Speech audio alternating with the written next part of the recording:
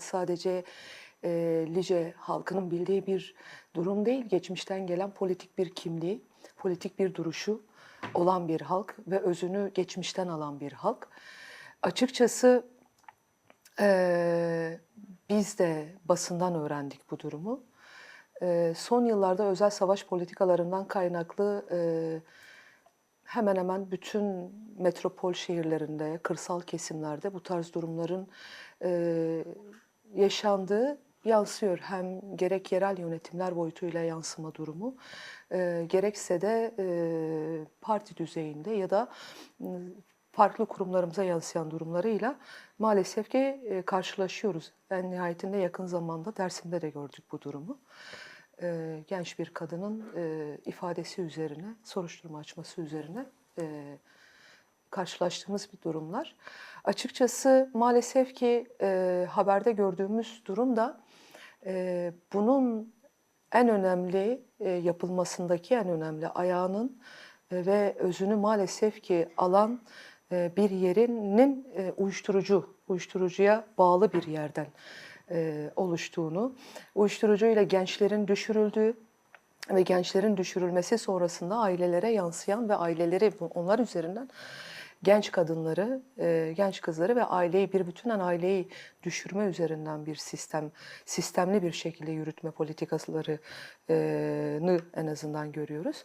Açıkçası halkta en azından kaç gündür yapmış olduğumuz hem toplantılarda hem çalışmalarda, çağrılarda, gerekse de şifaen karşılaştığımız durumlarda ciddi bir öfke durumunun söz konusu olduğunu ve gençlerin bir an önce bu bataklıktan çıkması üzerinden bir yaklaşım ve bir şeylerin yapılması üzerinden daha çok bir talep oluyor. Bundan kaynaklı dediğimiz gibi Bahar arkadaş da dile getirdi. Bu maalesef ki 50 yılı aşan belki de daha önceki süreçlerde ama özellikle politik kimliği olan yerlerde, ilçelerde, metropollerde toplumu çürütmeye doğru götüren noktalardan ve toplumu özünden çıkarmaya çalışan argümanlarla gidiliyor. Çünkü politik olarak düşüremediğini, irade olarak düşüremediğini ya da farklı çeşitle düşüremediğini toplumun içini çürüterek ve toplumun özünü oluşturan kadın ve gençlerin üzerinde sistematik bir şekilde oynanan özel savaş politikaları üzerinden yaşanan bir durumun bu vesileyle maalesef ki karşımıza çıktığını görüyoruz. Dilek diğer yani yerel yönetimler olarak sizlerde de halkın talebi olduğunu biliyoruz ve buna dönük çalışmalarınız olduğunu da biliyoruz. Yani siz neler yapacaksınız yerel yönetimler olarak? Tabii şöyle ki aldığımız bütün toplantılarda hem halkın bu yönlü tepkisini doğru temelde kanalize etme. Çünkü gerçekten yaşanılan durum herkesin hemen hemen neredeyse birçok evin içine sirayet etmiş ya da sirayet etmek üzere olan bir durum. Yani bugün benim ailemden kimsenin kullanmaması yarın kullanmayacağı, yapmayacağı anlamına gelmediğinin bilincini oluşturabilmek. Çünkü mevcut bu özel savaş politikalarının devamında yaşanacak ve herhangi bir refleks gösterilememesi durumunda bunun bütün aileye, bütün topluma sirayet edebileceği ve ne yazık ki kullanım yaşının düşmesine ve ulaşabilme yaşının düşmesine kadar götürebiliyor bu durumlar. Biraz halka o yönlü bilinçlendirme durumu da gelişiyor. Tabii bunları yaparken de biz o toplantıların sonrasında öneri noktasında gerek yerel yönetimlere gerekse de siyasi partiye ya da kurumlarımıza ideoloji fark etmeksizin çünkü bu toplumsal bir sorun. Bu salt sadece bir partinin altından kalkabileceği ya da üstesinden gelebileceği ya da salt sadece yerel yönetimlerin, belediyenin altından kalkabileceği toplumsal bir sorun değil. Bu herkesin elini taşın altına koyarak üstesinden ve bir bütünen ortak hareket ederek ve mücadelesini yaparak sonucuna ulaşılabilecek bir durum. Biz aldığımız toplantılarda da keza bunu dile getirip öneriler doğrultusunda getiriyoruz. Şimdi şöyle bir durum var. Ne yazık ki küçük bir ilçe, evet, ama küçük bırakılmasının da nedenleri var. Bir yatırımın yapılması istenilmeyen bir yer, çünkü istihdam konusunda hem gençlere hem kadınlara yönelik istihdam konusunda ciddi anlamda Yani ekonomik baskı da bu tabii işin tabii içinde. zaten bu durumların yaşanmasının temel sebeplerinden biri derinleşen ekonomik sıkıntılar ve insanları açlıkla terbiye etme durumu haliyle kolay yoldan, rahat yoldan çok yüklü miktarda para kazanmasının özentisi yaratılmaya, anlayışı yaratılmaya çalışılıyor. Yani emekle ve çabayla bir hayatı devam etmek yerine çabasız ve kolay sonucunun ne olacağını bilmeyen ya da bilinçli ya da bilinçsiz bir şekilde yapılan bir durum bu. Bunların hepsi tabii derinleşen ekonomik sorunlardan kaynaklanıyor. Bu ekonomik sorunların giderilmesi noktasında atılan adımların yapılamaması ya da buna sekte uğratılması noktasında yaşanılan bu durumların sonuçlarıdır bunlar. Yani bunlar bu kadar basit görmemeliyiz. Yani yıllar önce Lice'nin mevcut e, demografik nüfusu hiçbir zaman neredeyse değişmiyor. Yani 5 yıl önce 24 bin, 25 bin, 5 yıl sonra keza öyle 10 yıl sonra. Ben hatırlıyorum 2013-2012 yıllarında biz hatta bir arkadaşla bir sohbetimiz olmuştu. Lice'nin nüfusu ne kadar? Bahsettiğim belki 13-14 yıl önceki 23 bin, şu an baktığımızda 25 bin.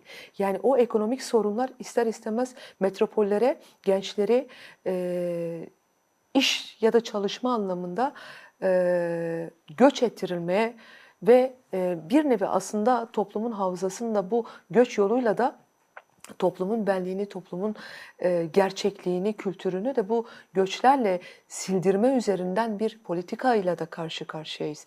Biz yapmış olduğumuz toplantılarda açığa çıkan, önerilen çok gençlere yönelik özellikle sosyal aktivitelerin, özellikle lise, ortaokul çağlarındaki gençlerin kendi enerjilerini akıttırabileceği, kanalize edebileceği mekanların oluşması, güvenilir, rahatlıkla gençlerini gönderebileceği mekanların oluşabilmesi. Aynı zamanda gençler için ve kadınlar için iş istihdamının oluşabilmesi ya da yaratılabilmesi. Evet, belediyenin böyle bir gücünün olmadığının farkında bu toplantılarda dile getirilen durumlar. Yani küçük bir belediye, küçük bir ilçe, evet, belki kaynağı ya da istihdam etme olanağı, durumları söz konusu değil. Ama ileriki süreçlerde belki bu durumdan sonra hem gençler için hem kadınlar için istihdam yapılabilecek araçların arayışlarına girilebilmesi noktasında inanılmaz bir talep ve öneriler geliyordu bize. Dilek Diyar, siz de yani hazır toplantılardan devam etmek istiyorum. Günlerdir halk toplantılarındasınız. Farklı farklı mahallelerde buluşmalar gerçekleştirdiniz. Genel olarak bu buluşmalarda nasıl bir farkındalık hem aktardınız hem de toplantıya katılanlar neler önerdiler biraz? Daha çok şu anlamda çok fazla öneriler çıktı. Birilerinin dışarıdan gelip sihirli değnekle kurtarılamayacağının, bu durumun kendilerinin bundan sorumlu ve hissetmelerinin gerektiğini, yani toplumun bir bütünen elini taşın altına koyup kendi örgütlülüğünü kendilerinin sağlayarak ev ev, mahalle mahalle, sokak sokak, cadde cadde ve park. Bunlar bizim ve bizim bunları korumamız gerektiğini, yani halkın kendi öz savunmasını kendisinin oluşturması gerektiği noktasında hem değerlendirmeleri hem de önerileri oldu. Belki de mahalle meclislerinin kurulması bu yönlü tekrardan en azından mahallede herhangi yaşanacak bir soruna dair gerekirse o meclislerin konuşarak, görüşerek, sonuç alana kadar bunun mücadelesini vererek öneriler çıktı. Yani hem komünlerin oluşması hem meclislerin oluşması noktasında öneriler çıktı. Aynı zamanda her bir bireyin, burada yaşayan, ilçede yaşayan, mahallede yaşayan her bir bireyin bundan sorumlu olup ve kendi mahallesinin, kendi güvenliğinin kendilerinin oluşturması noktasında öneriler çok fazla çıktı. Elbette ki buna yönelik tepkiler de yani açığa çıkan durumlarda şöyle durumlar mesela daha çok gözlemledik. Halkta inanılmaz bir öfke, aslında sanki patlamaya hazır bir öfke. Evet bu durumlar yaşanılıyordu ama birileri fitili ateşledi.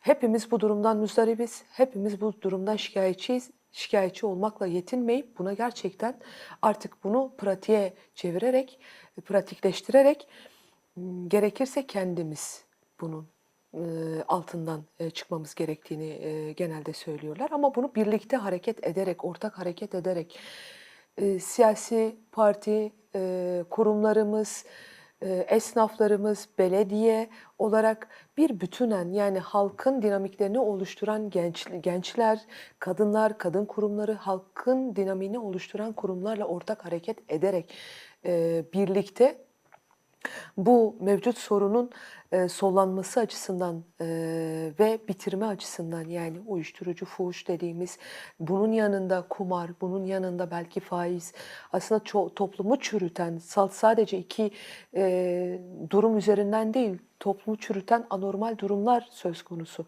ve bunların artık normal görünmemesi gerektiğini ve anormal durumların karşısında artık tepkisel yaklaşarak ve buna bir çözüm odaklı çözüm odağı geliştirerek bu şekilde bitirilebilinmesi noktasında öneriler çıktı daha çok ve değerlendirmeler halk da de bu çıktı. toplumsal çürümenin Tabii ki. farkında değil mi? Bu Tabii ahlaki ki. politik değerlerden uzaklaşıldığının biraz. Yani şöyle ben en azından Lice'nin özgünlüğüne yönelik biraz değerlendirme yapmak istiyorum.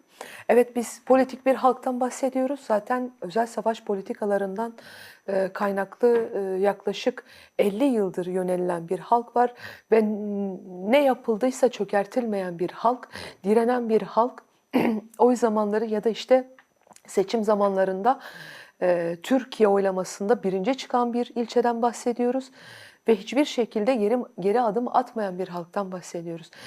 Evet oy oranına baktığımız zaman %86'lık en son yerel yönetim seçimlerinde Türkiye'de en fazla oy oranına sahip olan bir ilçeden bahsediyoruz DEM Parti olarak. Bu yönlü çökertilmeyen, diz çöktürülemeyen bir halkı içten içe çürüterek bir çökertme durumuna getirme durumu söz konusu maalesef. Yani bazı şeyleri, bazı durumları meşrulaştırma üzerinden, normalleştirme üzerinden kendi belirlediği klik yapılar üzerinden götürmeye çalışan bir sistemle karşı karşıyayız maalesef. Aslında bu toplantılar Bahar arkadaş aktardı. Atölyeler de biraz da bu noktada bilinçlendirme ve farkındalık oluşturma. Çünkü eskiden evet sadece aileler işte kullanıyor. Yani çocuğum kullanıyor, kardeşim kullanıyor ya da ailede kullanan, yapan, satan ya da herhangi artık o durum neyse bunu yapan bir bireyle karşılaştığında çaresiz ve gerçekten nereye başvuracağını bilmeyen, nasıl karşılayacağını bilmeyen, nasıl hareket edeceğini bilmeyen bir ebeveyn ya da aile yapısıyla da karşı karşıyayız. Bu noktada şunun talepleri de tabii geldi. Uyuşturucuyla ya da işte bununla mücadele etme birimlerinin oluşması, gerçekten bundan kurtulmak isteyen gençlerin ya da kullanan bireylerin bu noktada yardımcı olunabilmesi noktasında oluşumlara gidilmesi noktasında ciddi taleplerin de olduğunu gördük. Yani ben bu noktayla da biraz daha devam etmek istiyorum. Çünkü yani bu bağımlılığa düşenler üzerinde bir toplumsal baskı var mı? Mesela toplumsal çekinceden dolayı mı mesela sorun olanlar aktaramıyor ya da mesela diyelim kadınların sığınabileceği bir mekan ya da uyuşturucu bağımlısı bırakmak istediği zaman bırakamama, toplumsal ayıp, o da bunları gizlemede bir etken mi? Yani Elbette ki yani maalesef ki toplumda yani hem bir bütünen toplumumuzda şöyle bir durum söz konusu. Bir ayıplanma halinin olacağını düşünerekten aktarma konusunda bir çekince, kurtulmak isteyen, gerçekten bağımlılıktan kurtulmak isteyen ama bunu dile getiremeyen, ayıplanacağını düşünen bir genç ya da bireyle de karşı karşıya kalma durumunda teşhir olmayı düşünerekten geri çekilme durumuyla da karşı karşıya kalıyor. Şöyle bir durum söz konusu. Maalesef ki kadın ölümleriyle hani her gün karşılaşıyoruz ve her gün bir kadının ölümüyle karşılaşıyoruz ve ne yazık ki failler cezalandırmadan dışarıda istediği gibi yürüyebiliyor ve hayatta devam edebiliyor. Ve bunlar yaşanırken bunu yaşayan bir kadının sisteme güvenmediğinden kaynaklı bunu götürebileceği bir mercinin olmayacağını bildiğinden kaynaklı maalesef ki bunu kendi içerisinde mücadelesini vermeye çalışıyor ve çoğu da çalışamadığı için, bunu yapamadığı için de intihara kadar götüren durumlar da söz konusu oluyor. Bunu birçok yerde görüyoruz.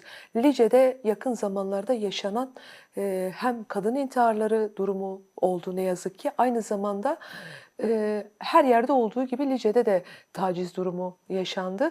Ve failler bunu birkaç ay ya cezaevinde kalarak yani yargı evet, zırhının yargı cezasızlığından faydalanıyor. sistemine güven olmadığından kaynaklı başvuracağı mercilerin kulak arkası yapması ya da işte buna benzer birçok durumla zaten sistem eliyle kısmen yapılan bir durum olduğu için özenilerek, özentililerek ya da bunun cezası verilmediğinden kaynaklı gidilecek güvenilir bir merci olmadığından kaynaklı devam eden ve süre gelen bir durumla karşı karşıya kalıyoruz maalesef ki. Ve bu güvensizlik durumundan kaynaklı yaşanılan ve önü alınamaz bir hale gelinen bir durumla karşı karşıya kalıyoruz ne yazık ki.